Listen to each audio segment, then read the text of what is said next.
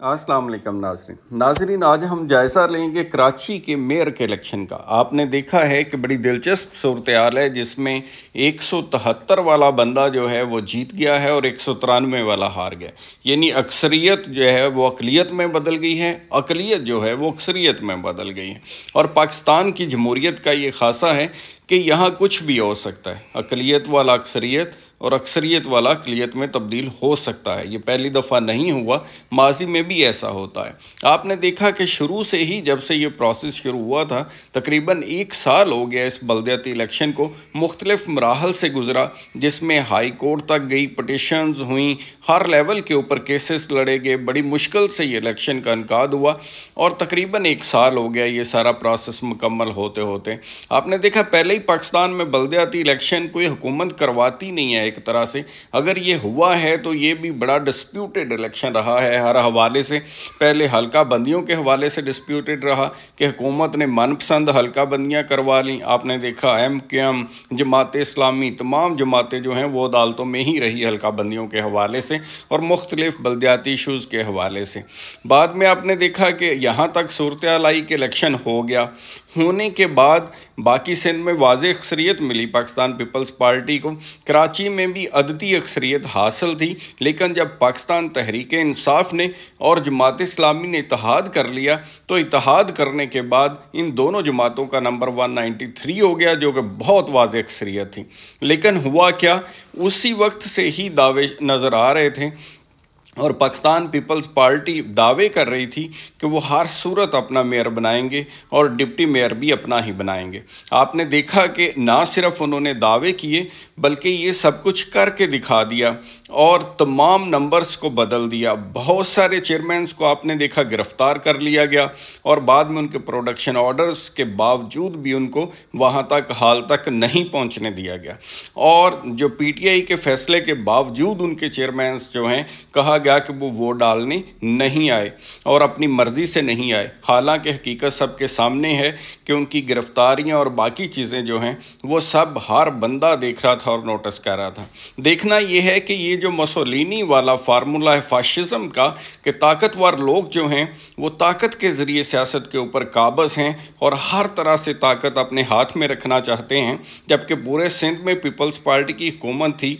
तो अगर एक कराची के अंदर जमात इस्लामी की हुकूमत आ जाती जिनका नंबर ज़्यादा था तो इसमें भी कोई क़यामत वाली बात नहीं थी, बल्कि जमहूरी यही तकाजा था कि उन लोगों को हुकूमत करने दी जाती और इसका फ़ैसला अवाम के ऊपर छोड़ दिया जाता कि वो उनको एक्सेप्ट करते हैं, रिजेक्ट करते हैं आने वाले इलेक्शन के अंदर, और उनकी कारकर्दगी का ख़ुद फ़ैसला जो है बतौर जज अवाम करती तो ये सबसे बेहतर होता। लेकिन बदकिस्मती से ऐसा नहीं हो सका और किस गैर जमहूरी अंदाज के अंदर सारे के सारे सिस्टम को बलडोज़ कर दिया गया और मेयर और डिप्टी मेयर पाकिस्तान पीपल्स पार्टी अपना बनाने में कामयाब हो गई। बज़ाहिर तो ये कामयाबी नज़र आ रही है, लेकिन अवाम की नज़र में ये किसी तरह से भी कामयाबी नहीं है और ना ही ये किसी जमहूरी कल्चर को इससे कोई तक़वियत मिली है।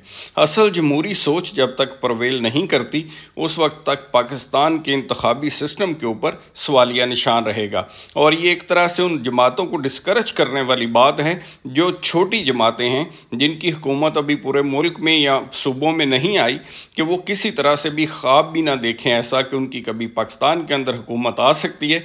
और ये जो बड़े मगरमच्छ हैं सियासत के, ये हर तरह से सियासत के ऊपर अपना कब्ज़ा बरकरार रखने के लिए, हर हथकंडा इस्तेमाल करने के लिए हमतन गोश तैयार रहते हैं और करते हैं और इक़्तिदार को अपने हाथों से किसी सूरत भी जाने नहीं देना चाहते।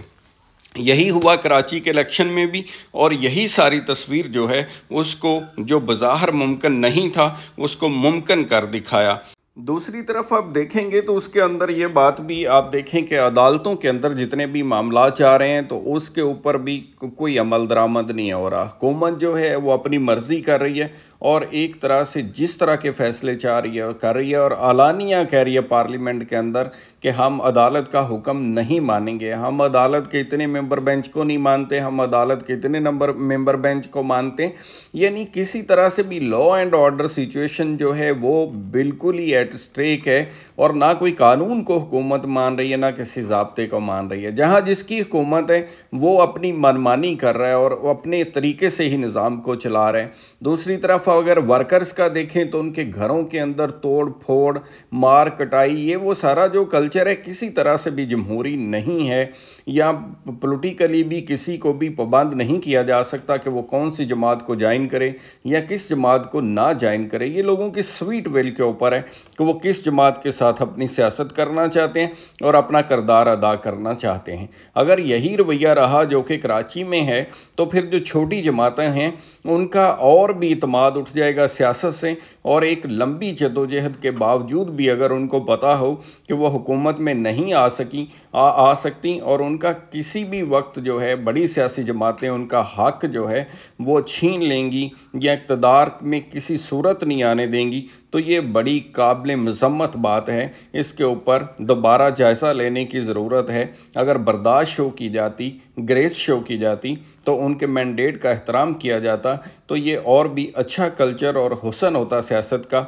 और लोग भी इस चीज़ को अप्रिशिएट करते कि वहाँ की हुकूमत ने बड़ेपन का मुजाहरा किया है। तो नीड ऑफ द टाइम के ऊपर मैं यही कहना चाहूँगा कि सियासत के अंदर बर्दाश्त, रवादारी, वफ़ादारी, दूसरों के मैंडेट का एहतराम, ये तमाम चीज़ें, और ख़ास तौर पर वर्कर्स का एहतराम जो है बहुत अहम है। वो किसी भी जमात का वर्कर हो, वर्कर की इज़्ज़त होनी चाहिए, वर्कर का एहतराम होना चाहिए, और उसको किसी तरह से भी ना तो विक्टिमाइज़ करना चाहिए, ना उसके साथ किसी किस्म का तशद्दुद, जुल्म, जबर, कैद, ऐसी कोई चीज़ भी नहीं होनी चाहिए। तो इसके साथ ही इजाज़त चाहूँगा। अपना ख्याल रखिएगा। Thank you so much. खुदा हाफिज़।